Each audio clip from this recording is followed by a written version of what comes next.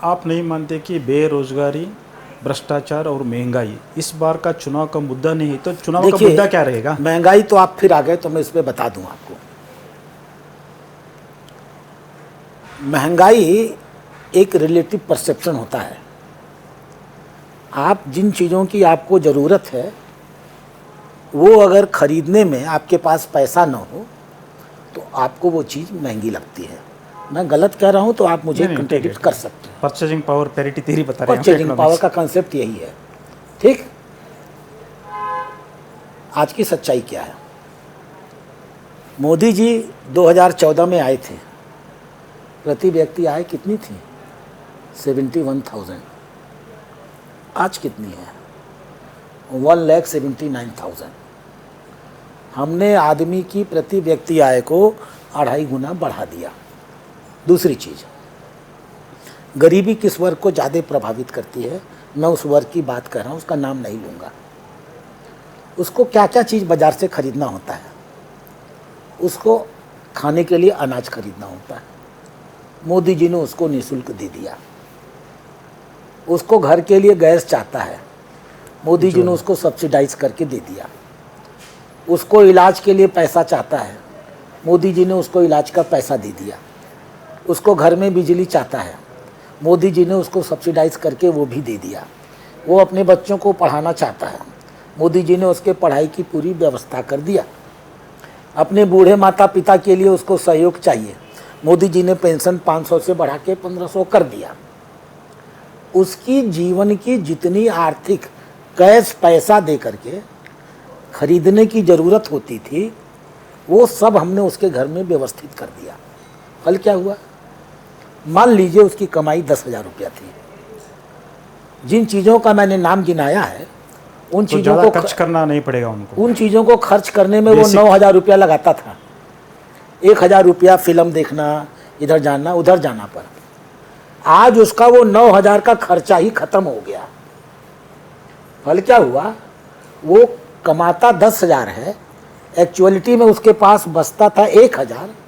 आज उसके हाथ में पूरा का पूरा 10,000 बच रहा है। तो उसको महसूस कहाँ से होगा कि महंगाई आ गई?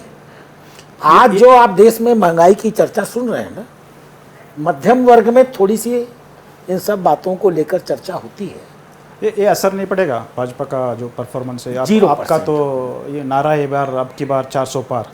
0% असर पड़ेगा। सो फिर इस बार चुनाव का मुद्दा क्या है, आप बताइए।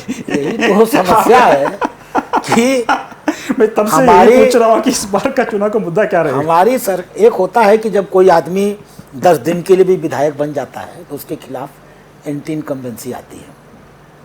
यहाँ तो मोदी जी 2014 में जब प्रधानमंत्री बने और 2019 में चुनाव में गए तो उनकी प्रो इनकम्बेंसी इतनी बढ़ गई कि उनकी सीटें बढ़ गई।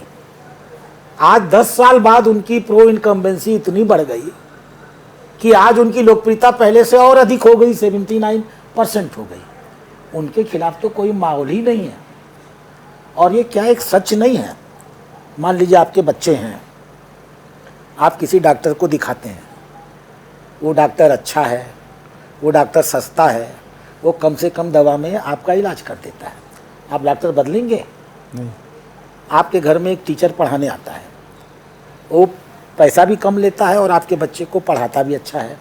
क्या आप जानबूझ करके उस शिक्षक को बदल देंगे? नहीं बदलेंगे। आप किसी जगह से सब्जी लेने जाते हैं, वो सब्जी अच्छी देता है, सस्ती देता है, आप सब्जी की दुकान बदल देंगे? नहीं बदलेंगे। आज मोदी जी के साथ यह एक सामान्य परचेजिंग साइकोलॉजी होती है कि आप जिन सेवाओं का उपयोग करते चले आ रहे हैं वो सेवाएं अगर आपको पहले से और अधिक संतुष्ट कर रही हैं तो उन सेवा प्रदाताओं को आप बदलते नहीं हैं। तो अगर आप उन सेवा प्रदाताओं को नहीं बदलेंगे तो मोदी जी को क्यों बदल देंगे? तो आपका कहने का ये मतलब है ऑलरेडी लोगों ने मन बना लिया कि मोदी को फिर से चुनेंगे।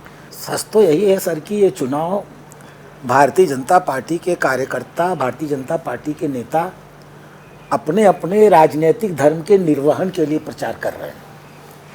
अन्यथा हमारे पास तो औपचारिक अन्यथा हमारे पास तो सच यही है कि आज भी मोदी जी अपने बल पर और अकेले बल पर भारतीय जनता पार्टी की 400 सीट को पार कराने में सक्षम है। मोदी जी उस स्वर्ग की गाय की तरह हो गए हैं जिसकी पूंछ पकड़ के लोग बैतरणी पास कर लेते हैं।